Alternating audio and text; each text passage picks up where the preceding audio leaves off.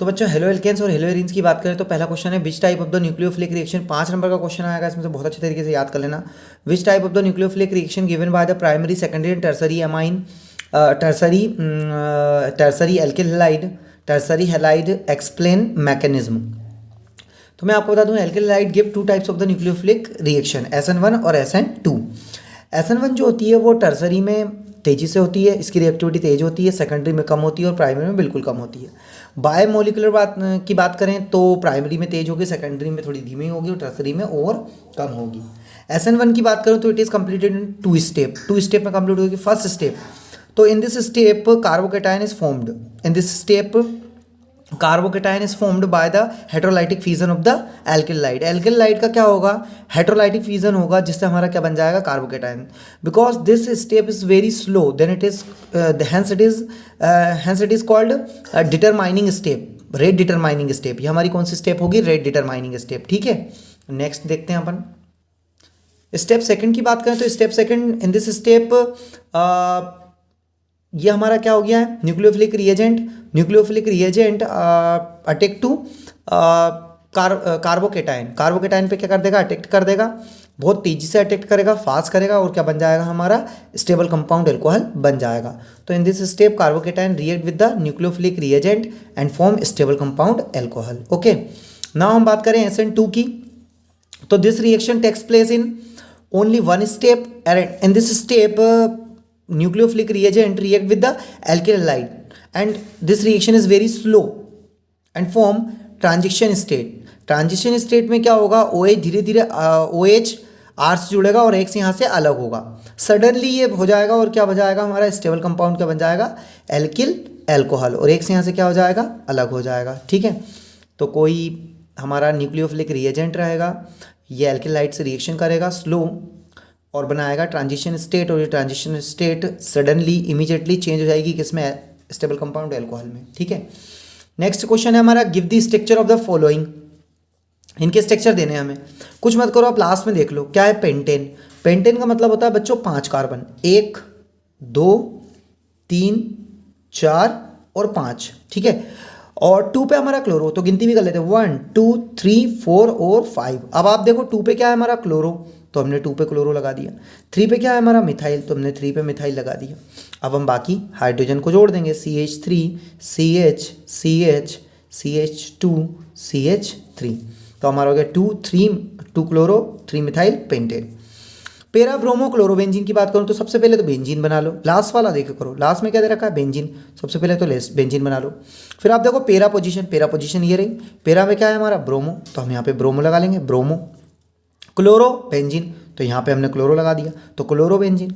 तो पेरा ब्रोमो, पेरा पेरा ब्रोमो क्लोरो बेंजीन। ठीक है, नेक्स्ट की बात करें तो हम देखते हैं साइक्लोहेक्सेन। तो सबसे पहले हम क्या बनाएंगे, साइक्लोहेक्सेन ही बनाएंगे।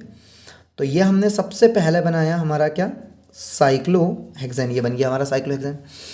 अब आप देखो 1 पे क्लोरो लगा, तो पहला कार्बन हम इसे मान लेते हैं, तो ये हो गया 1 क्लोरो।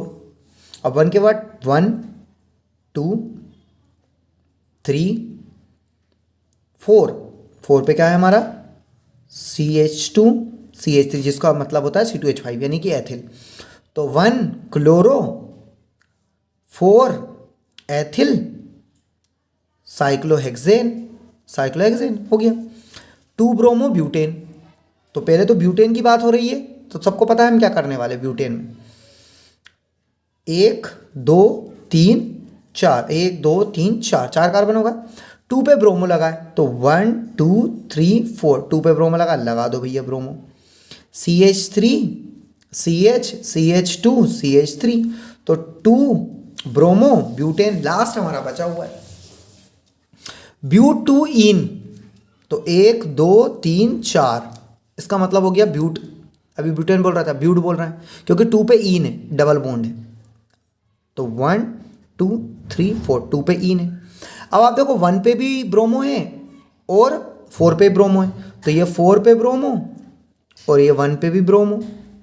अब हाइड्रोजन जोड़ देंगे, CH2 CH CH CH2, तो 1 4 di bromo 2 ene but, sorry 1 2 3 4 but 2 ene. Next question बच्चों हमें दे रखा है, although chlorine is an electron withdrawing group at it ortho and para directing in electrophilic aromatic substitution reaction why. ठीक है, ये question हमें दे के रखा है।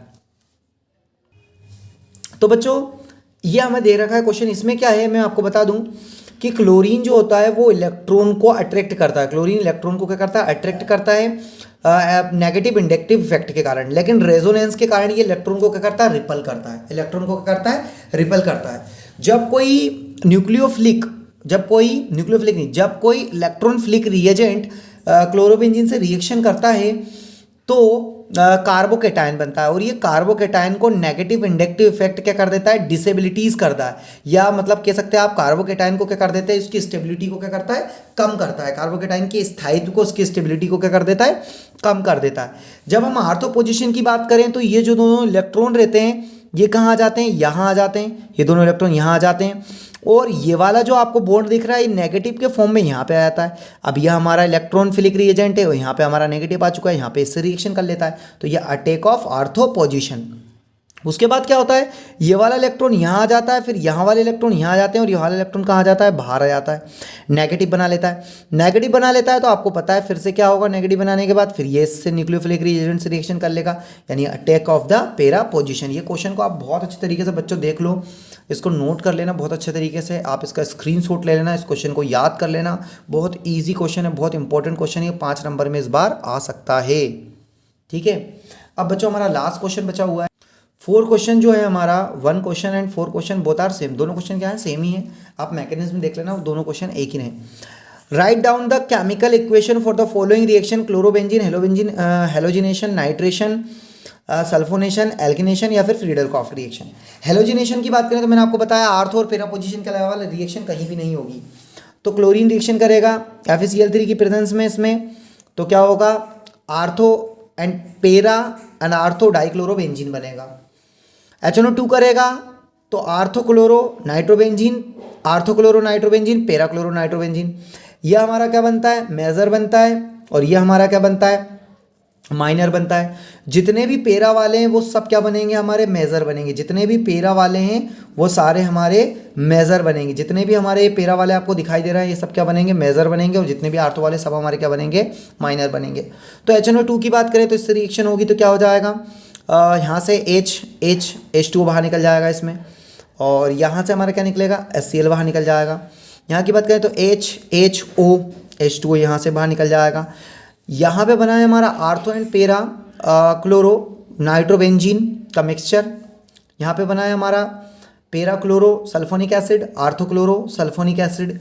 मैथिल क्लोराइड यानी कि फ्रीडल-क्रॉफ्ट रिएक्शन, ये होगी हमारी एल्यूमिनियम क्लोराइड की प्रेजेंस में, एनहाइड्रस एल्यूमिनियम क्लोराइड की प्रेजेंस में। तो एल्यूमिनियम क्लोराइड की प्रेजेंस में ये वाली रिएक्शन हमारी किसकी प्रेजेंस में होगी, एनहाइड्रस एल्यूमिनियम क्लोराइड की प्रेजेंस में होगी। इसमें बनेगा हमारा आर्थो एंड पैरा क्लोरोटालुइन का मिक्सचर बनेगा। ठीक है बच्चों, ये सब्स्टिट्यूशन रिएक्शन है, बहुत इजी है, आपको इनमें कुछ भी नहीं करना। आप इन रिएक्शनों को एक बार पढ़ के देखेंगे, आपको ये याद हो जाएगी। बच्चों मेरे चैनल को सब्सक्राइब कर देना, लाइक कर देना और शेयर कर देना। Thank you.